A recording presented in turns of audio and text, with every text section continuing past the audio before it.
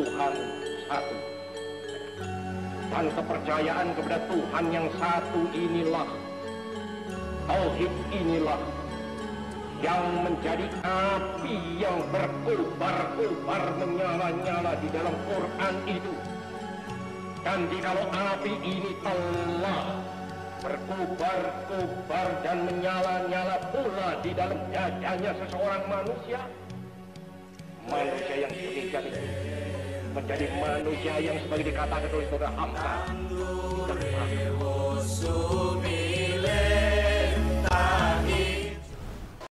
Bismillahirrahmanirrahim. Assalamualaikum warahmatullahi wabarakatuh. Alhamdulillahirabbil alamin. Tsumma alhamdulillahirabbil alamin. Wassalatu wassalamu ala sayyidil mursalin habibina wa syafi'ina wa maulana Muhammad wa ala alihi thayyibin wa sahbihi al-muntajabin wa tabi'ina lahum bi ihsanin ila yaumiddin. Sahabat Islam ramah, tanpa terasa kita sudah menjalankan ibadah puasa memasuki 10 hari yang kedua, yang menurut hadis Rasulullah SAW sebagai momen pengampunan, momen maufirah. Maka marilah kita perbanyak meminta ampun, meminta pertolongan, memohon doa, sembari bersyukur kehadirat ilahi Rabbi atas segala rahmat dan nikmat yang Allah berikan kepada kita semua.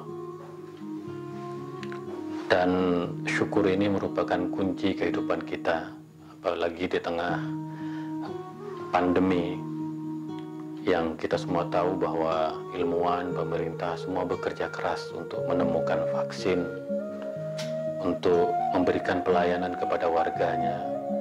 Dan tugas kita adalah berdoa, berikhtiar dengan cara berdoa kepada Allah. Mudah-mudahan seluruh ikhtiar yang kita lakukan menemukan jalannya, menemukan kebaikannya, dan memberikan manfaat kepada masyarakat yang lebih luas. Maka syukur merupakan salah satu kekuatan kita. Mudah-mudahan Allah senantiasa melindungi kita, menurunkan rahmatnya kepada kita semua, kepada negeri ini. Mudah-mudahan kita semua bisa melaluinya dengan sebaik-baiknya. Selawat serta salam marilah kita terus sampaikan kepada baginda Rasulullah SAW. Mudah-mudahan syafaatnya juga menyertai kita baik di dunia maupun di akhirat. Li khamsatun utfi biha haral waba'il hatimah, al-Mustafa wal Murtada wa ibnahuma wa Fatimah. Aku mempunyai 5 sosok yang akan menyembuhkan kita dari pedihnya penyakit, termasuk wabah, yaitu Nabi Muhammad Sallallahu Alaihi Wasallam, Imam Ali bin Abi Thalib karamallahu wajhah, Imam Hasan dan Imam Husain, dan Sayyidah Fatimah. Maka teruslah kita bersalawat, Allahumma sholli ala Sayyidina Muhammad wa ala ali Sayyidina Muhammad, bersalawat kepada Nabi Muhammad dan keluarganya. Mudah-mudahan kita juga mendapatkan syafaat, bisa selamat dari wabah dan musibah. Marilah kita terus berselawat. Innallaha malaikatahu yusholluna 'alan nabi ya ayyuhalladzina amanu shollu 'alaihi wa sallimu taslima.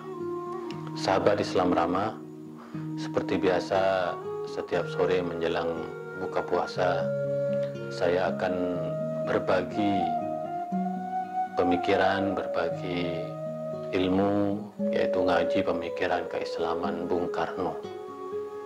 Nah, kita tahu bahwa Bung Karno merupakan sosok yang betul-betul menginspirasi kita semua sebagai bangsa. Telah berjuang untuk kemerdekaan negeri ini, dan kita perlu banyak belajar apa sungguhnya rahasia di balik keteguhan sikap, di balik kepemimpinan Bung Karno, di balik prestasi-prestasinya dalam membangun negeri ini seperti yang kita rasakan sekarang. Bung Karno tetap hadir di tengah-tengah kita, dan akan sangat baik jika kita juga menghadirkan pemikiran keislaman Bung Karno selama bulan Ramadan ini sebagai ikhtiar, sebagai istihad saya sebagai orang yang begitu kagum, begitu ingin terus belajar dari bagaimana Bung Karno mengamalkan nilai-nilai keislaman dalam konteks keindonesiaan maupun dalam konteks kemanusiaan. Sahabat Islam Rama, tema ngaji pemikiran keislaman Bung Karno pada kesempatan kali ini yaitu Islam mempersatukan Tuhan dan manusia. Ini pidato yang disampaikan Bung Karno dalam peringatan Idul Fitri pada tanggal 18 Maret 1961. Nah, sholat Idul Fitri yang digelar pada tahun itu memang sangat spesial karena digelar di halaman Istana Merdeka, Jakarta Pusat. Dan kita tahu bahwa di Istana Merdeka terdapat Masjid Baitur Rahim yang biasa digunakan oleh Bung Karno untuk sholat Jumat dan tentu sholat fardu yang lain bersama seluruh menteri dan para pejabat di Istana Negara. Tetapi pada tahun 1961 Bung Karno khusus menggelar sholat Idul Fitri di halaman Istana Merdeka, dan Bung Karno mengatakan bahwa Masjid Baitur Rahim tidak cukup karena memang masjidnya sangat kecil, tidak cukup untuk menampung sebagian besar jamaah yang ingin melaksanakan sholat Idul Fitri, dan tentu melaksanakan sholat Idul Fitri di lapangan yang terbuka merupakan salah satu sunnah Rasulullah SAW. Nah, selain itu, kata Bung Karno, sambil menunggu pembangunan Masjid Istiqlal yang itu menjadi kebanggaan dari umat Islam di Indonesia, di mata dunia Islam bahkan dunia, bahwa kita akan mempunyai Masjid Istiqlal yang bisa menampung di dalam masjid sekitar 25.000 jamaah, dan hingga keluar masjid semuanya bisa menampung sekitar 60.000 sampai 70.000 jamaah. Nah, sekali lagi Bung Karno ingin dengan peristiwa-peristiwa keagamaan seperti sholat Idul Fitri, dengan pembangunan masjid seperti yang sudah dijelaskan pada episode yang lalu, agar kita senantiasa memperbaharui, menyegarkan batin kita untuk selalu berhubungan dengan Allah. Karena bagaimanapun ajaran Islam ajaran yang di dalamnya iyyaka na'budu wa iyyaka nasta'in, bahwa kepadamu kami menyembah dan kepadamu kami meminta pertolongan. Nah, dalam hal ini tentu karena momennya adalah momen Idul Fitri, Bung Karno secara pribadi menyampaikan bahwa ia adalah manusia biasa yang berbuat kesalahan, dan karena itu momen Idul Fitri yang nanti juga akan kita lalui adalah momen untuk saling memaafkan, yaitu minal aidina wal faizin, dan kita minal aidina kembali ke fitrah, dan setelah itu minal aidina wal faizin, dan kita akan menang karena kita kembali menjadi manusia yang bersih, menjadi manusia yang suci, manusia yang menang. Nah, dalam hal bagaimana Islam menjadi agama yang mempersatukan manusia dengan Tuhan, Tuhan dengan manusia ini menjadi satu perhatian Bung Karno.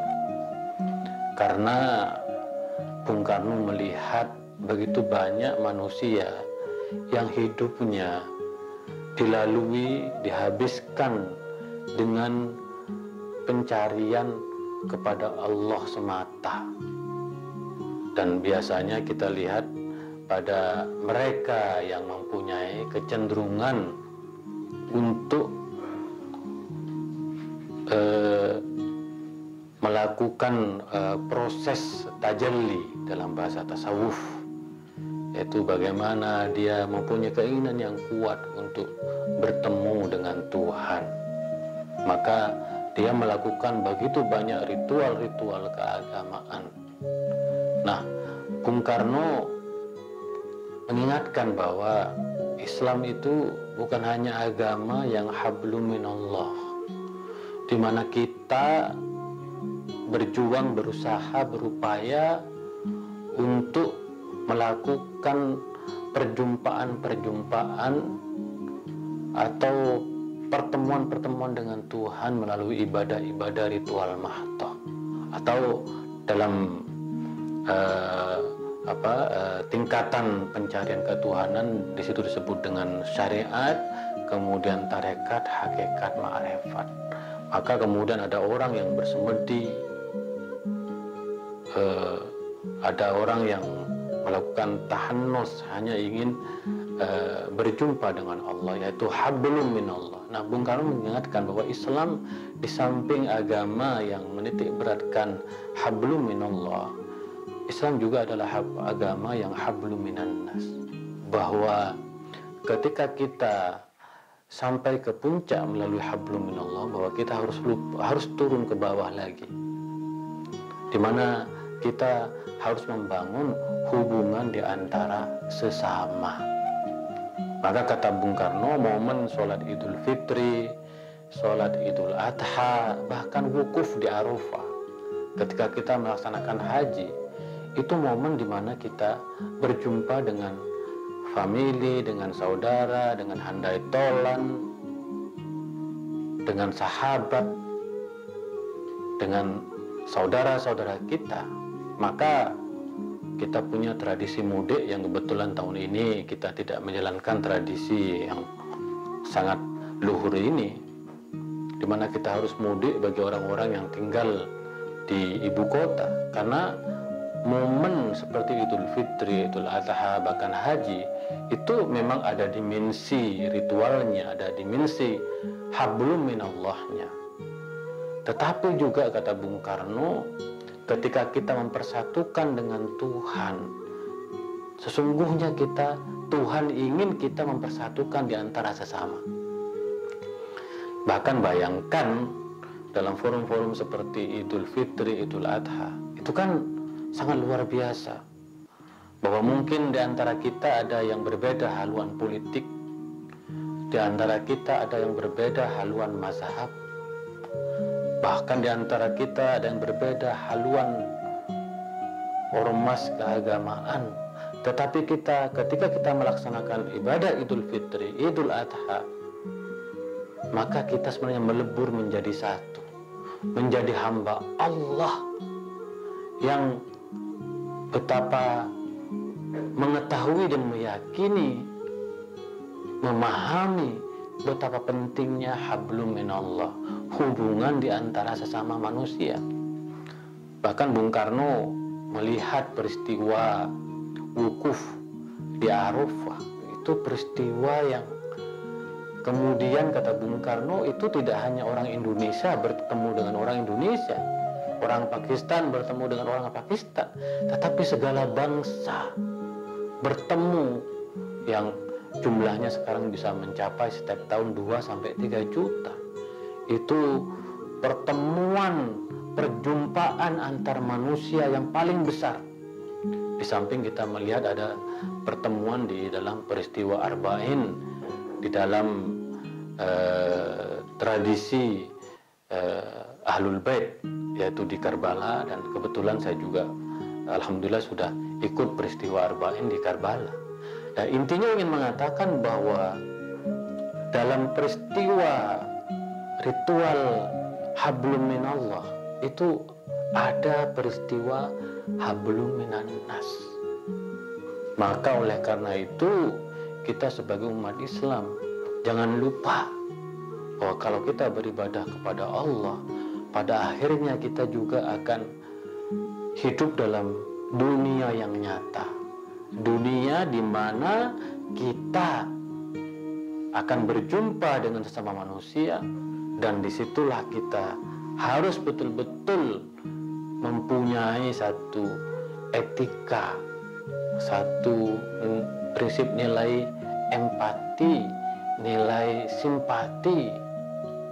Maka kata Bung Karno bahwa karena kita hablum minallah hablum minan nas, outputnya adalah kita akan menjadi mahasiswa unggulan, mahasiswa yang jiwanya tegak, yang jiwanya bangkit, yang di dalam Al-Quran disebutkan kuntum khairu ummatin ukhrijat linnasi ta'muruna bil ma'ruf wa tanhauna 'anil munkar.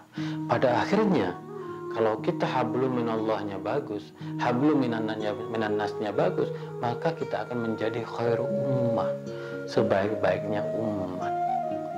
Di dalam ayat yang lain disebutkan laqad khalaqnal insana fi ahsani taqwim. Laqad khalaqnal insana fi ahsani taqwim, dan kami telah menciptakan manusia dalam bentuknya yang sempurna. Walaqad karramna bani Adam, dan kami telah memuliakan keturunan Nabi Adam. Maka kesempurnaan kita, keunggulan kita sebagai umat Rasulullah SAW, sebagai umat Islam, kalau kita menyeimbangkan antara hablum minallah dengan hablum minan nas, maka kata Bung Karno kita bisa membayangkan bahwa 5 waktu ya, dalam sholat wajib kita menghadap ke Ka'bah, menghadap kepada Allah. Dan ini kata Bung Karno menunjukkan betapa kita ini sebagai umat Islam mempunyai satu modal, di mana kita ketika beribadah kepada Allah itu kan sebenarnya ada dimensi tauhidnya, yang dalam bahasa Arab adalah menyatukan diri dengan Tuhan, mempersatukan diri dengan Tuhan. Tetapi ada dimensi sosialnya. Makna tauhid itu juga adalah mempersatukan kita sebagai umat manusia.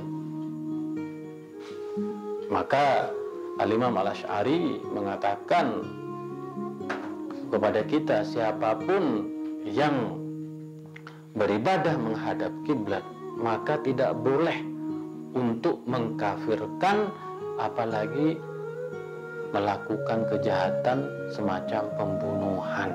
Karena dalam dimensi tauhid kita, hubungan kita dengan Allah ini, ada dimensi kemanusiaannya, ada dimensi hablum minallah.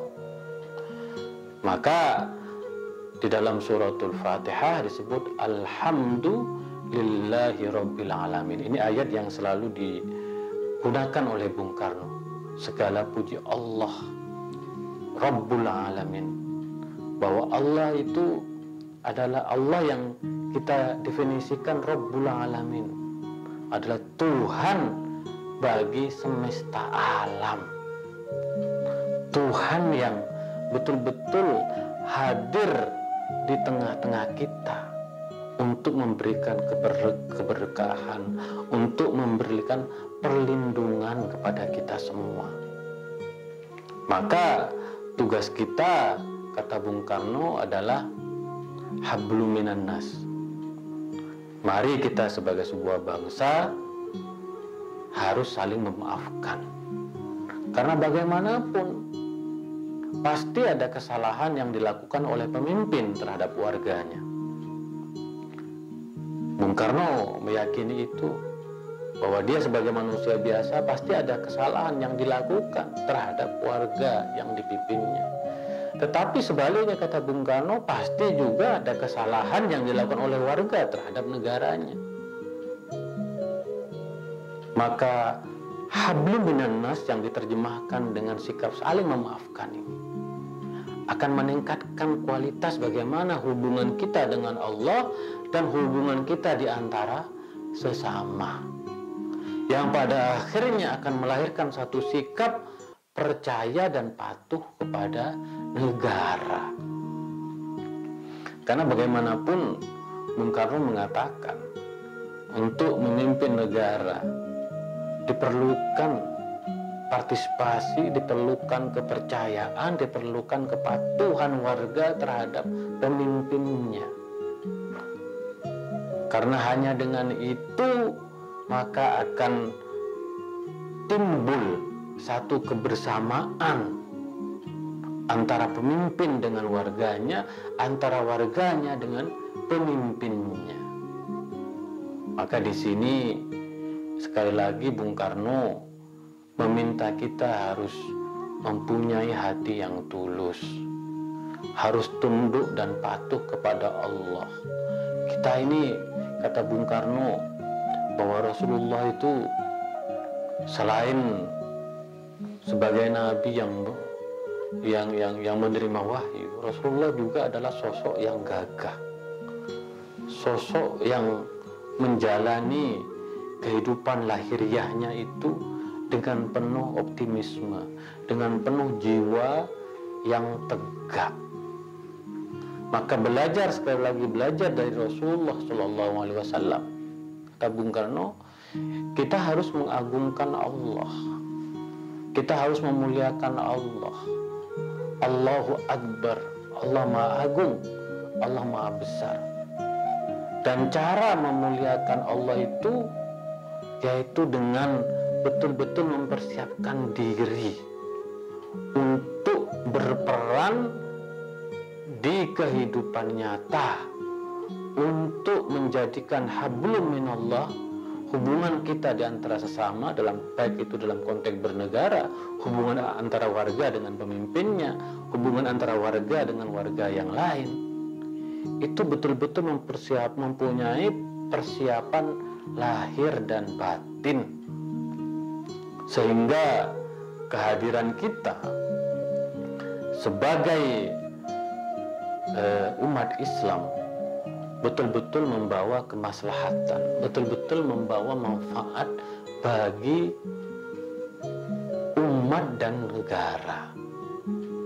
Disinilah sahabat Islam ramah Bung Karno mengingatkan kepada kita semua dalam setiap momen ritual termasuk bulan Ramadan ini, pada akhirnya bahwa ibadah puasa yang kita lakukan itu akan ditentukan sejauh mana kita, hubungan kita dengan manusia, di sejauh mana kontribusi kita pada lahan yang terkait dengan kemaslahatan publik dalam konteks berbangsa dan bernegara ini betul-betul memberikan makna yang lebih besar, memberikan manfaat yang lebih besar.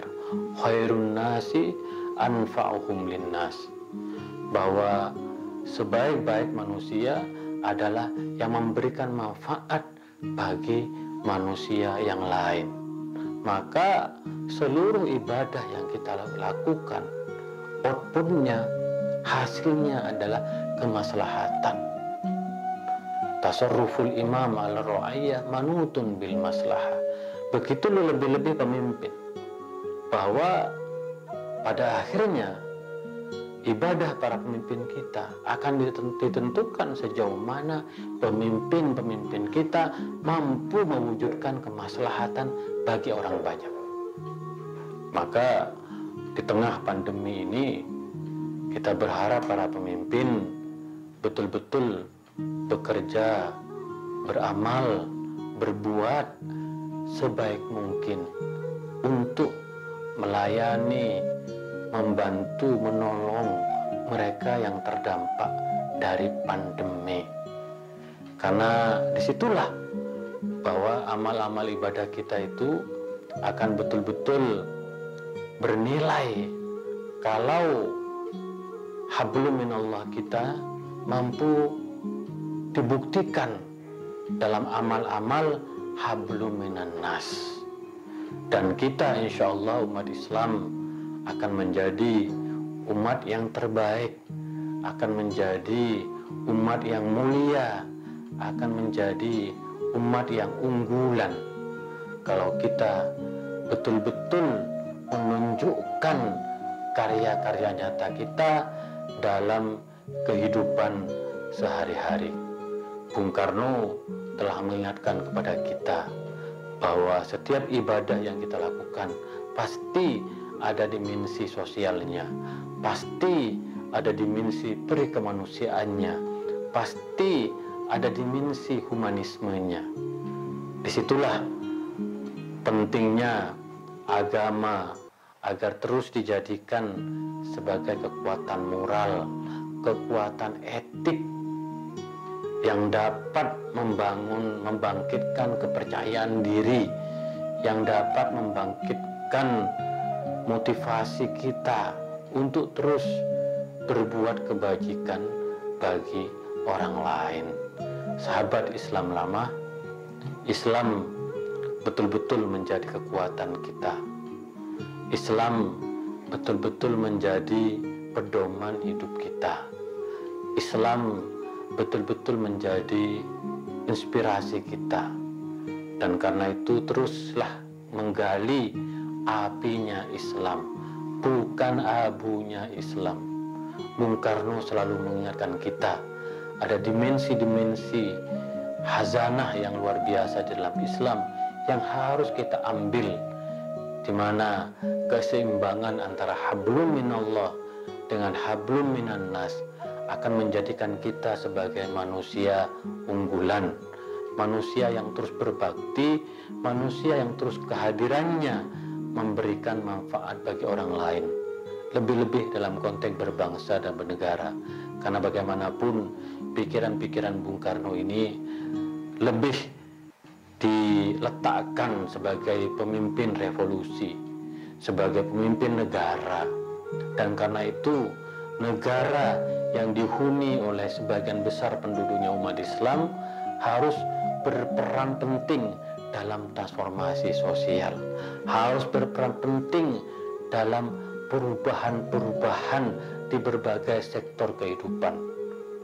Maka para ulama NU juga mengatakan, para kiai-kiai mengatakan, jika sebagian besar umat Islam Indonesia berperan penting dalam pembangunan negeri ini, maka sebenarnya Indonesia akan menjadi bangsa yang besar. Sebaliknya, jika sebagian besar umat Islam tidak mengambil peran yang penting untuk pembangunan Indonesia, maka yang rugi sungguhnya adalah Indonesia. Nanti Bung Karno juga akan membahas tema ini secara khusus dalam ngaji pemikiran keislaman Bung Karno yang lain. Sahabat Islam ramah, itulah kira-kira pemikiran keislaman Bung Karno atau ngaji pemikiran keislaman Bung Karno pada sore hari ini. Jangan lupa mari kita terus mengirimkan doa suratul Fatihah kepada Bung Karno. Mudah-mudahan almarhum Bung Karno dilapangkan alam kuburnya, ditempatkan di sisi surga, karena bagaimanapun jasanya sangat besar bagi negeri ini. Itulah kira-kira dari saya, kurang lebihnya mohon maaf. Insyaallah kita akan lanjutkan esok hari. Wa ma taufiqi illa billah, alaihi tawakkaltu wa ilaihi unib. Wallahul muwaffiq ila aqwamit thoriq. Assalamualaikum warahmatullahi wabarakatuh.